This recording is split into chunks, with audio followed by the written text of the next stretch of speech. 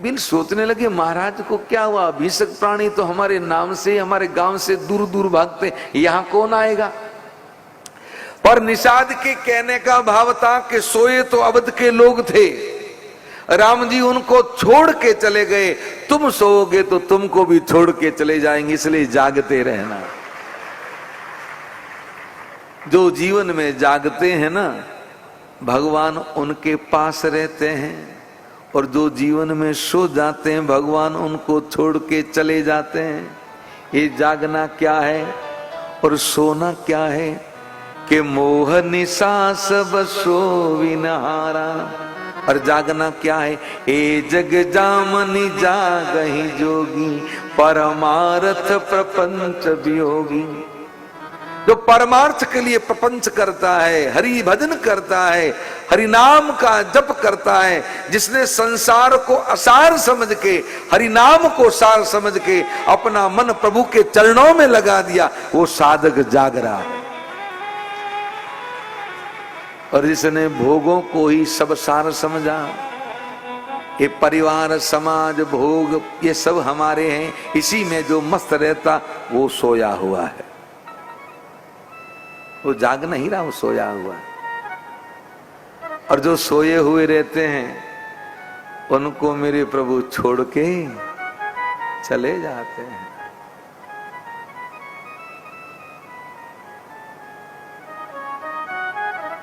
इसलिए आपने देखा कभी डॉक्टर साहब, कई लोग झूठ बोलते हैं, कपट करते हैं, छल करते हैं, पाप करते हैं, लेकिन फिर भी उत्तरोत्तर वो उन्नति करते रहते हैं। और कोई सच्चा है, सत्य बोलता है, प्रभु प्रेम करता है, नाम जपता है, लेकिन उसके जीवन में कष्ट पे कष्ट आते रहते हैं। क्यों?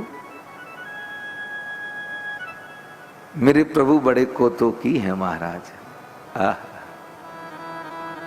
तो भगवान का भजन करता है तो उसके जीवन में कष्ट आते हैं, क्योंकि दुख में सुमिरन सब करे, सुख में सुमिरे न कोई। दुख में सुमिरन सब करते हैं तो भगवान कष्ट देते हैं, भगवान सोचते हैं कि ये मुझे ज्यादा भजे।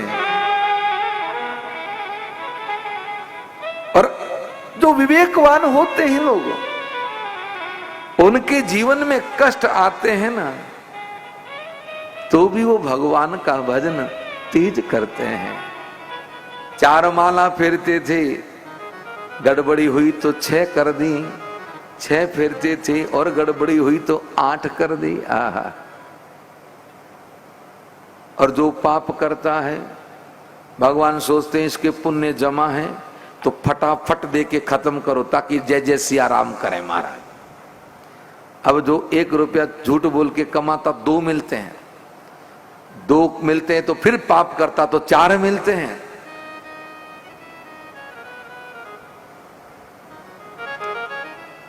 और मिलता रहता है।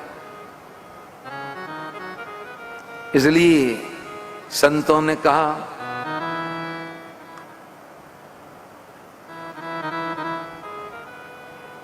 करे पाप तो खावे धाप, करे धर्म तो फूटे कर्म।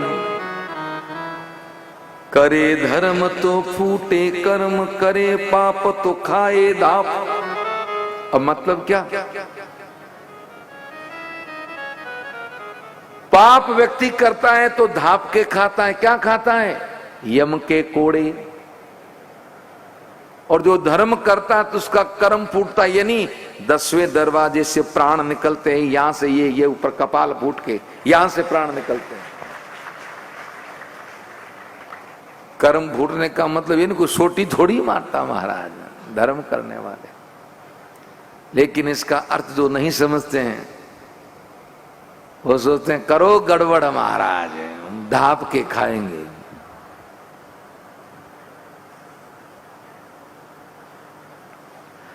और कलयुग में तो कोई पाप करता है तो उसको मतलब प्रोत्साहित करता है कौन? युग।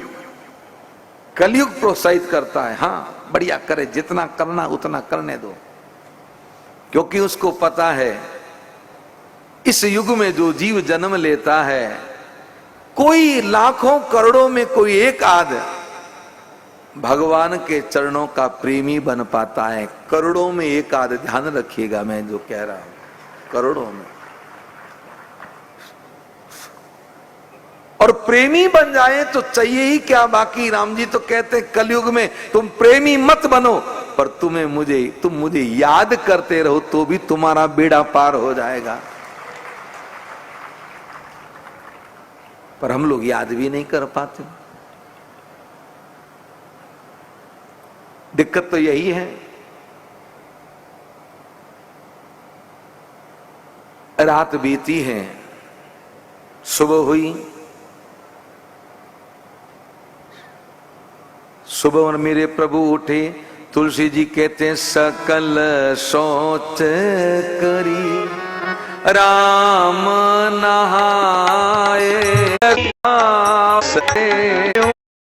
सरी। सोच करी राम नहावा। सोच इत्यादि से निवृत्त होके मेरे प्रभु ने गंगा स्नान किया। बीलों के साथ में वट का दूध मंगाया। लखन के साथ मेरे प्रभु जटा बनाने लगे। राम जी को जटा बनाते देख के सुमंत जी के नेत्र छलक उठे। सुमंत जी ने कहा प्रभु आप वन में जा रहे हो।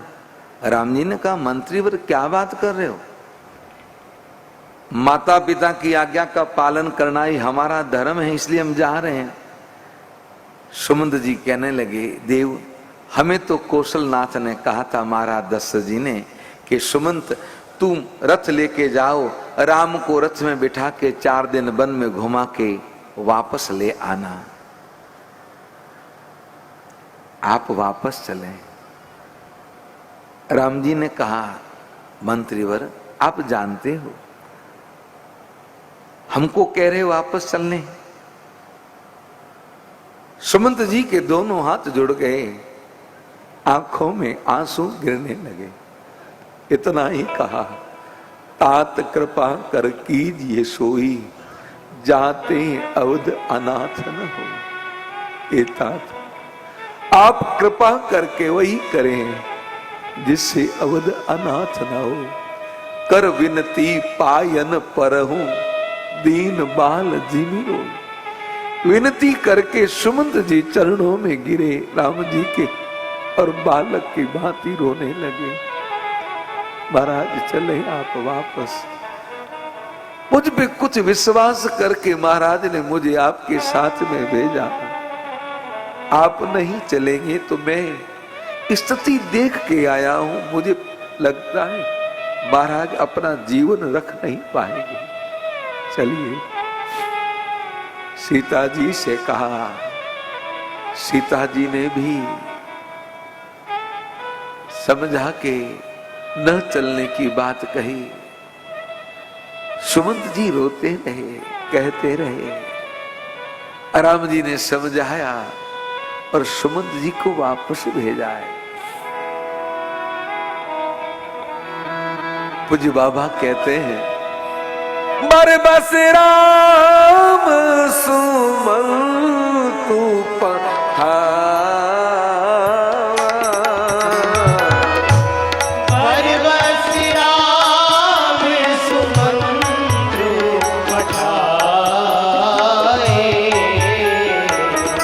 सुरसरी